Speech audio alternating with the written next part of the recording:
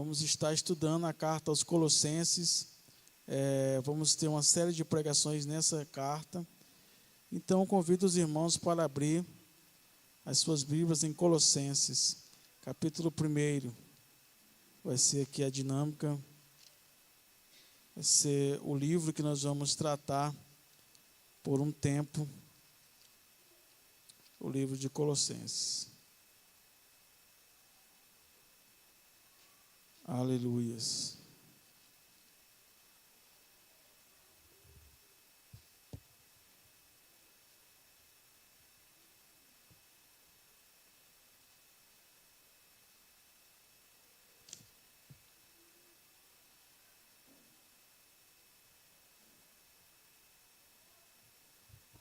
Amém?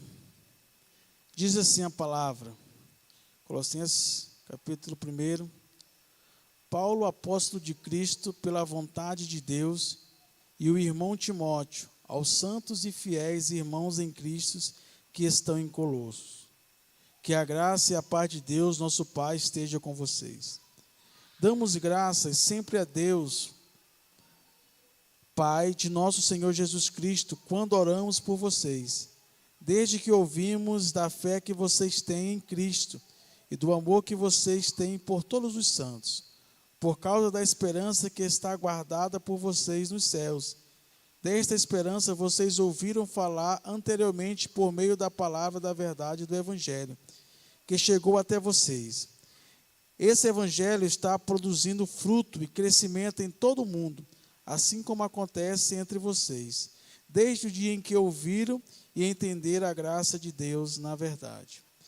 Isto vocês aprenderam de Epáfras, nosso amado conservo, e em relação a vocês, fiel ministro de Cristo, o qual também nos contou do amor que vocês têm no Espírito. Por essa razão, também nós, desde o dia em que soubemos disso, não deixamos de orar por vocês e pedir que transborde do pleno conhecimento da vontade de Deus, em toda a sabedoria e entendimento espiritual. Dessa maneira poderão viver de modo digno do Senhor, para o seu inteiro agrado, frutificando em toda boa obra e crescendo no conhecimento de Deus. Assim vocês serão fortalecidos com todo o poder, segundo a força da sua glória, em toda a perseverança e paciência com alegria, dando graças ao Pai, que os capacitou para participar da herança dos santos na luz. Ele nos libertou do poder das trevas e nos transportou para o reino do Filho do seu amor, em quem temos redenção, a remissão dos pecados. Amém.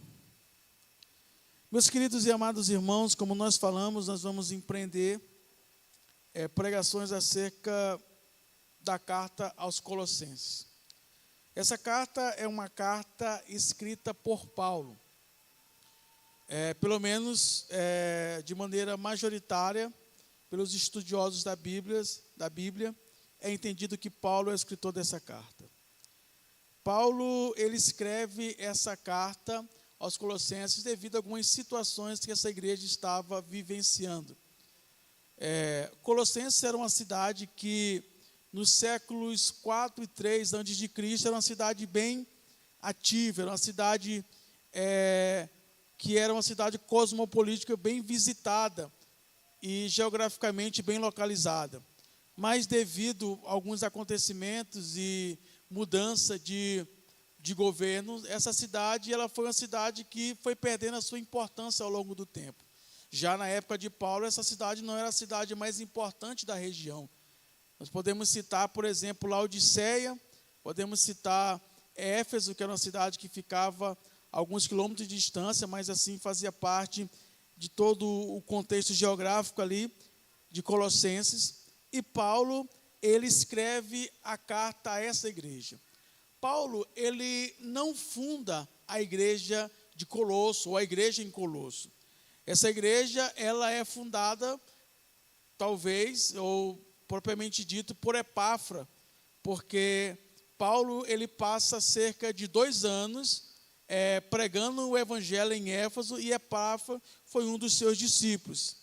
E então, ele, talvez que morava em Colosso, ele funda essa igreja. E por que nós falamos que Epáfras é o fundador? Porque vários textos vai nos mostrar que o próprio Paulo vai dizer, nos versículos 7 e 8 que nós lemos, que Epáfras, ele ensinava a palavra aos colossenses. Então, essa cidade, que era uma cidade conhecida pela indústria têxtil, era uma cidade que tinha autoridade nessa área, era uma cidade que, como nós falamos, não tinha sua importância, mas ficava ali no lado oeste central da Ásia Menor. Quando há aquelas cartas de Apocalipse às igrejas da Ásia Menor, essas cartas não eram simplesmente as igrejas que são mencionadas, mas também a todas as igrejas que eram circunvizinhas ali de Laodiceia, de Pérgamo, de Tiatira e de tantas outras que o apóstolo João, ele cita ali na sua carta. No entanto, Paulo escreve a carta a essa igreja porque Paulo estava preso em Roma, e preso em Roma, ele recebe a visita de Epáfras, que diz a Paulo que algumas coisas estavam acontecendo naquela igreja que ele havia fundado ali como discípulo de Paulo.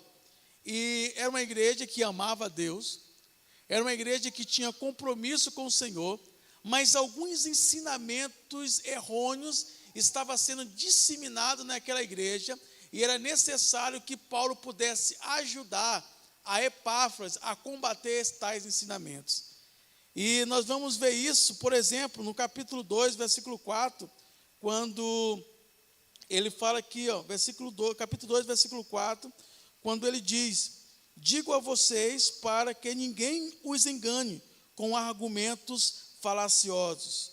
Do capítulo 2, também no versículo 8, ele vai dizer: tenha cuidado para que ninguém venha enredá-los com sua filosofia e vãs sutilezas, conforme a tradição dos homens, conforme os rudimentos do mundo e não segundo Cristo. Então, existiam vários movimentos de seitas, de heresias, de pensamentos, de filosofias que estavam passando ali por Colosso. Não foi diferente em tantos outros lugares onde Paulo escreveu suas cartas, até mesmo em igrejas que Paulo fundou. Sempre houve esses ruídos de falsos mestres que queriam se apropriar muitas vezes das igrejas, trazendo falsos ensinamentos. Então Epáfras, sabendo que não conseguia ou que não conseguiria combater a sutileza, ele leva até Paulo essa demanda. E então Paulo escreve essa carta e pede para que os irmãos pudessem ler. Não só os irmãos pudessem ler essa carta, mas que eles também pudessem escrever outras cartas que Paulo escreveu. Por exemplo, Paulo escreve uma carta à igreja em Laodiceia. Capítulo 4 de Colossenses, versículo 16, diz assim: e depois que esta carta tiver sido lida entre vocês, faça com que sejam lidas também a igreja dos laodicenses, e vocês leiam também a carta que vier de Laodiceia. Então Paulo escreveu uma carta que ao longo do tempo se perdeu, mas que não faz parte do cânon que é a Bíblia Sagrada, porque se perdeu e Deus não fez por necessário que ela fizesse parte do cânon da Escritura que nós temos aqui, que é a Bíblia, inspirada, inerrante e infalível. Se essa carta fosse encontrada hoje, com certeza, mesmo sendo base histórica, ela não faria mais parte do cânon da Escritura. Então Paulo escreve essa carta para combater algumas heresias, alguns comportamentos, algumas filosofias que estavam surgindo na igreja já ali, já no primeiro século da igreja cristã, após a subida de Jesus. E é necessário que Paulo pudesse combater, que ele pudesse corrigir esses ensinamentos e também incentivar a igreja de Colossenses a como se manter livre dessas heresias que iam surgindo. Então, essa carta também ela tem a função de trazer alguns assuntos importantes, como, por exemplo, a centralidade de Cristo. Essas heresias ou ensinamentos que surgiam já no primeiro século da igreja, eles queriam trazer já ensinamentos como, por exemplo, o gnosticismo, que era uma heresia ou uma fala que dizia que o homem era dividido em matéria e espírito e a matéria era má. Então o homem poderia fazer o que quiser com a matéria. Poderia se prostituir, adorar ídolos ou coisa parecida, porque só se valia do espírito. Então, nos seus cultos de orgia, de tantas outras coisas, eles elevavam o espírito e desprezavam a matéria. Enquanto o próprio Paulo vai combater isso em Tessalonicenses, dizendo que nós temos que ter corpo, alma e espírito irrepreensíveis diante de Deus. Então, todo o nosso corpo glorifica a Deus, toda a nossa vida glorifica a Deus, as nossas emoções glorificam a Deus, toda a nossa vida é para a glória do nome do Senhor. Então, Paulo tem que combater. Então, combatendo isso, Paulo aponta para a centralidade de Cristo. Cristo, ele é a supremacia e o centro de todas as coisas. Paulo também, ele fala isso já na sua primeira, já no capítulo 1, quando aqui, no hino, existe um hino no capítulo 1, que é do versículo 15 ao versículo 20. A Bíblia tem, principalmente algumas epístolas de Paulo, existe muitos trechos de alguns hinos que eram cantados na igreja, na comunidade da fé, em muitas das igrejas daquela época. Por exemplo, nós temos Filipenses capítulo 2, nós temos Romanos capítulo 8, 38 e 39, porque estou certo de que nem a morte, nem a vida, nem anjos, nem principados, nem potestade, nem o presente, nem o porvir, nem a altura, nem profundidade nos poderá separar do amor de Deus. Esses são trechos de canções que eram cantadas na comunidade do primeiro século em muitas das igrejas. E Paulo se utiliza de uma canção que não se sabe se foi Paulo quem compôs, mas Paulo, para defender ou para apontar para a centralidade de Cristo, Paulo vai citar essa canção no capítulo 15, no versículo 15 ao 20, que diz assim, a partir do versículo 15, ele vai dizer, 14, ele é a imagem do Deus invisível, o primogênito de toda a criação, pois nele foram criadas todas as coisas, no céu e sobre a terra, as visíveis e as invisíveis, sejam tronos, sejam soberanias, quer principados, quer potestade, tudo foi criado por meio dele e para ele.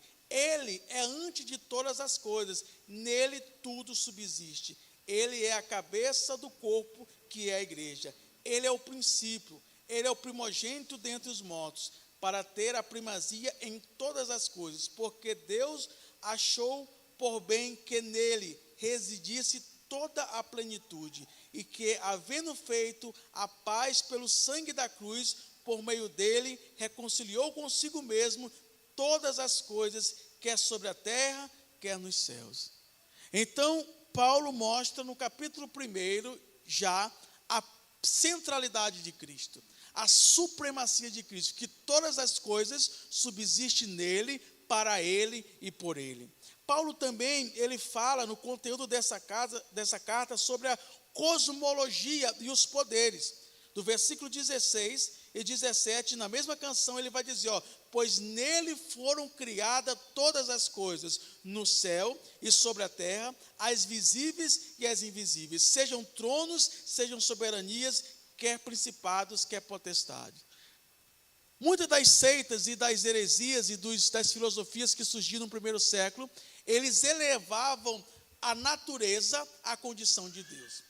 Diziam que a natureza,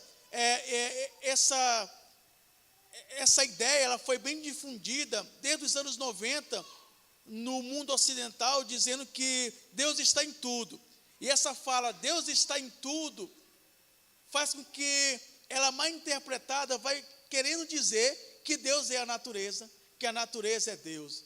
E aí esse panteísmo, como é chamado, essa filosofia panteísta, vai dizer que a árvore é Deus, e aí há o discurso ambiental dizendo, não toque na natureza, porque a natureza é Deus, não corte uma árvore, porque essa árvore também é Deus, e nada disso condiz com a palavra de Deus. Paulo vai dizer em Romanos que um dos pecados dos romanos e da sociedade do mundo era colocar a criatura no lugar do Criador. Nós sabemos que todas as coisas foram criadas por Deus, só que essas coisas não são Deus. Como diz o teólogo Calbart, Deus é o outro, é um ser à parte de toda a sua criação. Ele é um Deus todo-poderoso que criou os céus e que também criou a terra. E nós não podemos confundir a criação com o nosso Deus. Isso é muito importante para a nossa construção da nossa teologia cristã. Paulo, além de falar da centralidade de Cristo e da cosmologia é o cosmo, o estudo do cosmo e dos poderes, Paulo também nessa carta, ele vai falar sobre o Evangelho e a verdade que é o Evangelho. Aqui nos versículos de número, já no capítulo 1 também, nós vamos aqui expor esses versículos. Paulo vai falar também do poder do Evangelho, que o crente, além de ele viver o Evangelho, esse Evangelho ele proporciona crescimento para a vida do crente e todo aquele que se rende ao poder do Evangelho. Eu já expliquei aqui que a palavra Evangelho significa boas novas. Vem da palavra grega evangelios, que significa a boa notícia. E o Evangelho, Paulo vai dizer em Romanos 1,16, que o Evangelho é o poder de Deus para a salvação de todo aquele que crê. O Evangelho é a força capaz, é a força motriz que nos faz caminhar em direção a Deus. Então, essa carta vai falar também sobre o poder do Evangelho. Então, nos versículos que nós lemos aqui, Paulo começa no capítulo 1, versículo 1, ele começa falando: Paulo, apóstolo de Cristo Jesus, pela vontade de Deus. Por que todas as vezes que Paulo vai escrever a sua carta, ele fala apóstolo de Cristo? Paulo, ele tinha que defender o seu apostolado, porque como nós sabemos na história cristã, Paulo ele era um fariseu. Ele era alguém que se converteu do farisaísmo para a fé cristã. E ele era muito questionado, porque antes ele perseguia os cristãos, e agora Paulo era um defensor do Evangelho de Cristo.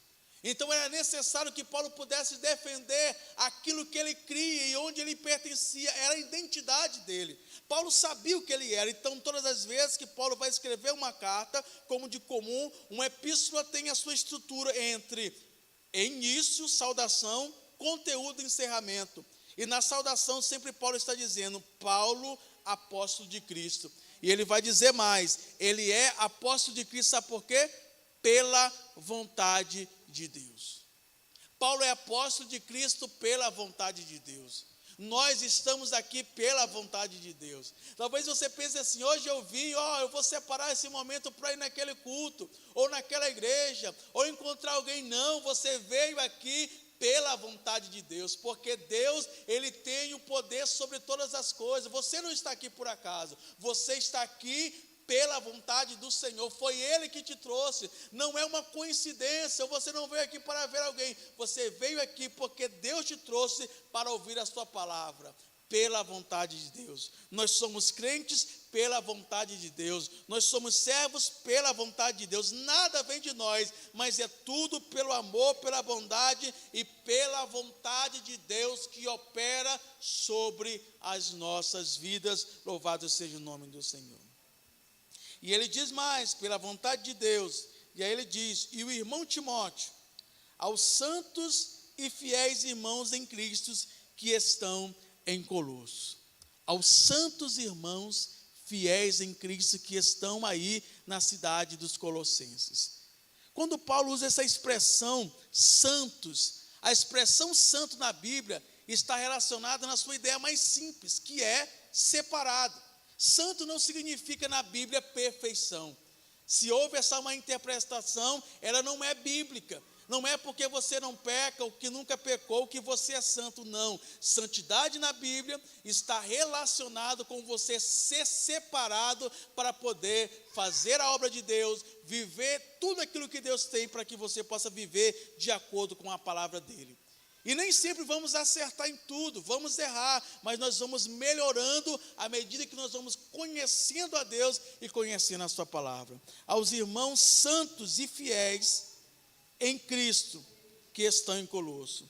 Que a graça e a paz de Deus, nosso Pai, esteja com vocês. Essa é a saudação de Paulo. Que a paz e a graça de Deus, ela possa estar com vocês, ela possa estar sobre essa igreja, porque a quem Paulo está dando graças a Deus pela vida dos colossos. Quando eu falo que a graça esteja sobre essa igreja, Paulo está dizendo que ele deseja que o amor de Deus, a paz de Deus, a graça de Deus possa continuar habitando nessa igreja, habitando na igreja de Colosso, essa igreja que está vivendo e fazendo a vontade de Deus. A partir do versículo 3, Paulo então começa a discorrer o conteúdo dessa carta, dizendo, versículo 3, damos sempre graças a Deus, Pai de nosso Senhor Jesus Cristo, quando oramos por vocês. Quando oramos por vocês. Paulo, ele sabia que existia uma igreja em Colossos, erigida ali por Epáfro, a comunidade da fé formada e alimentada pelo pastor Epáfro, que estava ali conduzindo aquela igreja, e ele orava pelaquela igreja, ele orava pelos irmãos daquela igreja, ele orava porque ele sabia que ali existia uma igreja de Deus. É isso que nós devemos fazer, orar uns pelos outros e orar pelas igrejas que estão espalhadas nessa nação e fora dela, sempre orando uns pelos outros, dando graças a Deus, colocando diante de Deus a vida de cada um, para que Deus possa ajudar cada vida na sua caminhada, na sua jornada de fé. E ele vai dizendo, desde que ouvi falar da fé de vocês, que vocês têm em Cristo Jesus, e do amor que vocês têm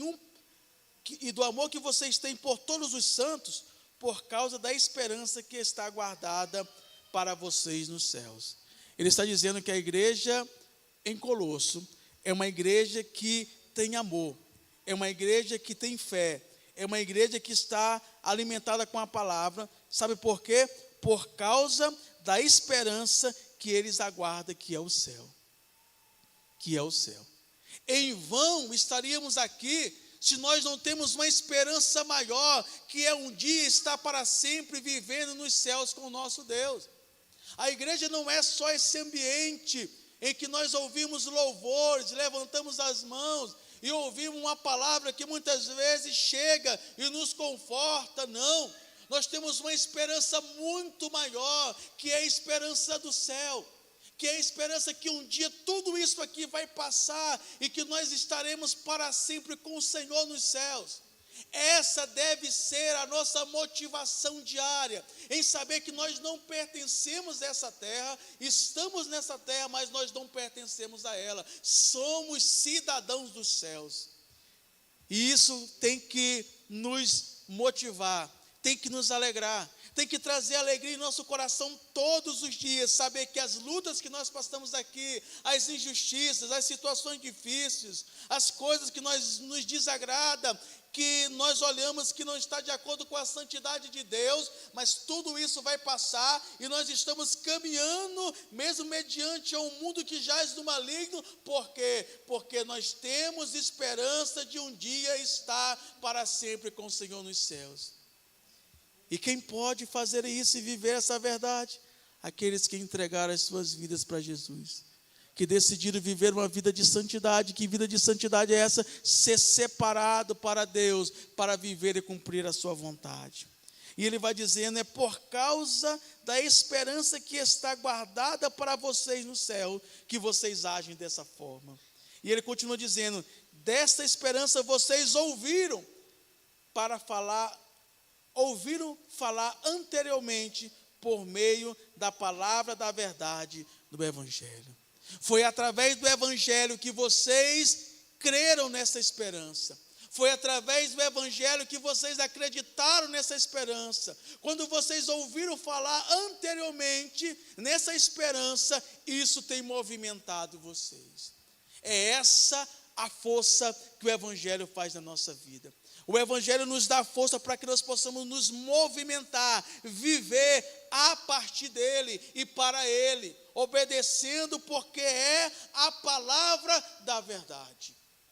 O Evangelho, ele é a verdade, a palavra da verdade, e nós temos que viver essa verdade. Não só aqui, não só quando abrimos a Bíblia no nosso lar na estante, não só quando nós fazemos a nossa oração antes de dormir, mas nas nossas relações interpessoais, assim como de patrão para empregado, de empregado para como patrão, de cônjuge, um para com o outro, do esposo para a esposa, e vice-versa, do pai para com o filho, do filho para com o pai, do vizinho para com o outro. Em todas as nossas ações diárias, nós temos que viver o Evangelho. Em toda a nossa vida, nós temos que viver o Evangelho. O Evangelho não é só quando eu estou aqui na igreja, mas quando eu estou na faculdade.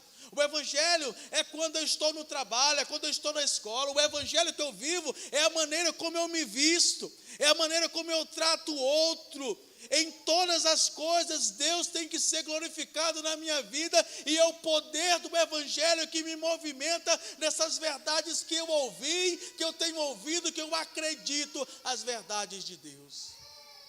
O Evangelho tem que estar em tudo. O Evangelho tem que nos mover para tudo. No relacionamento que eu pretendo ter, o Evangelho tem que ser a base para tudo isso. Na minha relação para com o meu pai, para com minha mãe, de obediência, de serviço, eu tenho que olhar como o Evangelho diz que eu devo me movimentar, como eu devo viver. Nós não podemos viver o dualismo grego, o dualismo de Aristóteles, de Platão, que entende que, do gnosticismo, que uma coisa eu aqui, outra coisa eu fora daqui. Não, toda a nossa vida é um culto a Deus. E Paulo está dizendo: olha, eu tenho ouvido falar de vocês, que vocês têm esperança, e que vocês se movimentam, que vocês vivem de acordo com essa esperança, porque vocês ouviram de onde? Do Evangelho da verdade. Aí ele diz no versículo 6, que chegou até vocês, esse Evangelho está produzindo fruto e crescimento em todo o mundo. O Evangelho que nós ouvimos, muitos há 10, 20, 30 anos atrás, outros há 1 mês, há 2 meses, qualquer que seja o tempo, mas em todo o tempo que nós ouvimos esse Evangelho, ele tem que produzir em nós crescimento. Ele tem que produzir em nós frutos. Nós temos que viver um Evangelho que produz fruto. Se você olha para você e diz: mas que fruto eu estou produzindo? Que crescimento eu tenho tido a partir do momento que eu creio na palavra? Alguma coisa está errada. Se não há crescimento, se não há fruto, alguma coisa está errada. Nós temos que ressignificar a nossa vida para que nós possamos ter como ponto de partida a palavra de Deus e como ponto de chegada a palavra de Deus. Que todas as nossas ações estejam de acordo com a palavra de Deus. A palavra de Deus. Ele está dizendo, esse Evangelho que vocês se movem, que vocês têm esperança nele. Olha, esperança na linguagem brasileira é uma coisa meio incerta, né? A pessoa fala assim: eu tenho esperança que vai acontecer. Na linguagem hebraica, não. Na linguagem hebraica, esperança é uma coisa certa, é uma coisa determinada que de fato vai acontecer. Não é como na linguagem brasileira, que esperança é algo que talvez vai acontecer. Eu tenho esperança, é como se fosse uma fé dúbia, uma fé duvidosa. Não, esperança na linguagem hebraica é uma coisa certa. Eu espero, eu tenho esperança que vai acontecer. E é nessa esperança que eles estão crescendo e frutificando para a glória de Deus. Porque esse Evangelho não só crescia no meio dos colossenses, mas ele estava crescendo em todo o mundo, porque esse é o efeito do Evangelho. É um crescimento das nossas vidas. E sabe, o caminho que nós fazemos na nossa vida com o Evangelho é um caminho que nós vamos caminhando, sempre passando pela cruz. sempre olhando para a cruz, sempre entendendo que a cruz é o início de tudo e sempre o lugar onde nós devemos manter os nossos olhos fintos, porque na cruz, quando nós passamos por ela, ou quando nós vivemos a partir dela, nós deixamos o nosso eu na cruz e vamos vivendo a partir de Cristo. É por isso que a carta aos Colossenses é uma carta que tem como centralidade Cristo. Ela não é o meu eu, mas é Cristo que está centralizado na nossa vida. A minha vontade vai ficando de lado, o meu direito vai ficando de lado, muitas coisas, os meus anseios, até os meus sonhos vão ficando de lado. Há uma canção de um grupo que canta, que diz: olha, eu abro mão dos meus sonhos, dos meus planos, tudo isso por ti. Quando nós vivemos a cruz, quando nós vivemos Cristo, quando nós vivemos o poder do Evangelho, nós vamos experimentando todas essas coisas que Cristo Ele tem para nós.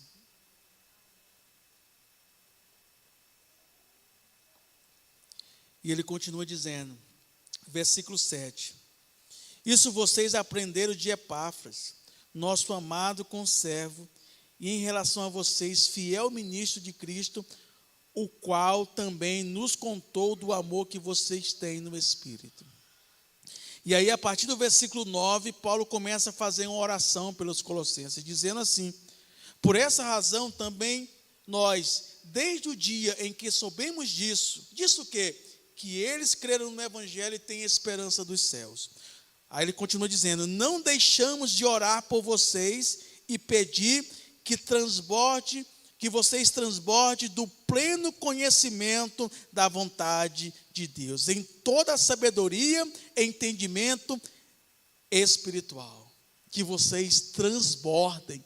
Sabe, se eu pegar mais água aqui e for encher esse copo, ele vai ficar na medida aqui da vasilha, do copo, mas se eu começar a descer mais, ela vai transbordar. Isso significa que quando nós começamos a transbordar do conhecimento, da plenitude, da vontade, do anseio por Deus, nós queremos que essa verdade também, outras pessoas começam também a ter conhecimento dela. Não só através de como nós falamos, ou do que falamos, mas também da nossa maneira de viver. Da nossa maneira de viver. Alguém, quando você vem para a igreja aqui, alguém vai dizer: olha, está vendo aquela família? A pessoa vai vendo a graça do Espírito Santo em você. Olha, aquela família ali é uma família de Deus. Aquele casal ali, olha, eles estão indo para a igreja com a Bíblia na mão. Isso é uma mensagem do Evangelho. Olha, aquele casal de namorados são cristãos. Olha a diferença dele para como as coisas acontecem no mundo. As pessoas vão vendo como o pai trata o filho, como o filho trata o pai, como há essa resposta da família dentro do contexto familiar. E nós vamos com uma vida pregando. Quando você vai num comércio comprar algo, recebe o troco a mais, você devolve. Como você trata as pessoas, muitas vezes até você tem o direito, mas você fala no tom certo, no temperamento certo, sem querer ser altivo. Tudo isso, o Evangelho está sendo pregado através da tua vida. Tudo isso que nós fazemos, o Evangelho vai estar sendo pregado através da nossa vida, do nosso temperamento, do nosso domínio próprio. E alguém vai dizendo: olha, se fosse eu tinha feito muitas outras coisas, mas essa pessoa, mesmo eu tendo errado, ela me tratou de maneira honesta, ela me tratou de maneira sábia. E ela vai dizer: eu também quero esse Deus. Eu também quero ir nessa igreja. Eu também quero viver dessa forma. Eu também quero esse algo para mim. Que algo é esse? E você vai dizer: é Jesus. E quando você tem esse Evangelho, você começa a experimentar a esperança do céu. E saber que um dia, para sempre, você vai estar com Deus nos céus de glória. Então, ele continua dizendo: olha, eu oro que vocês possam transbordar. Eu oro para vocês que vocês possam transbordar, igreja. Eu oro para vocês que quando vocês saiam daqui, cada um de vocês, em cada direção para onde vocês vão, seja uma pregação do Evangelho de Cristo, aleluias. Quando vocês saírem daqui, no boa noite que você vai dar para alguém, no agradecimento, na saudação, no aperto de mão, na carona que vocês vão oferecer, em cada direção para onde vocês vão, é o evangelho sendo pregado através de cada vida de cada um de nós. E aí Paulo vai dizer, pelo pleno conhecimento da vontade de Deus, em toda a sabedoria e entendimento espiritual. Versículo 10. Dessa maneira, poderão viver de modo digno do Senhor, para o seu inteiro agrado, frutificando em toda boa obra e crescimento no conhecimento de Deus. Quando nós estamos pedindo a Deus, Senhor, me transborde em conhecimento, em graça, para que esses frutos possam alcançar a outras pessoas, nós vamos ver esse crescimento. Nós vamos ver esse crescimento na igreja, vamos ver esse crescimento nas nossas relações interpessoais, nós vamos ver esse crescimento em tudo aquilo que nós fazemos, sabe por quê? Porque a graça de Deus está se manifestando sobre as nossas vidas. Essa é a oração de Paulo para os Colossenses, essa é a minha oração para essa igreja, essa deve ser a oração de cada um de nós por essa comunidade de fé. E versículo 11 ele diz, assim vocês serão fortalecidos com poder, com todo o poder, segundo a força da sua glória, em toda perseverança e paciência com alegria. Porque Paulo sabia das dificuldades que eles viviam, mas que possam permanecer com paciência e perseverando nas dificuldades com alegria, dando graças ao Pai, que os capacitou a participar da herança dos santos na luz. Nós sempre temos que dar graças a Deus por tudo que Deus fez por nós, por Ele ter nos capacitado, ter nos ajudado, ter nos abençoado pelo dia de hoje, sempre dando graças a Deus, porque enquanto você dá graças a Deus, você não está murmurando.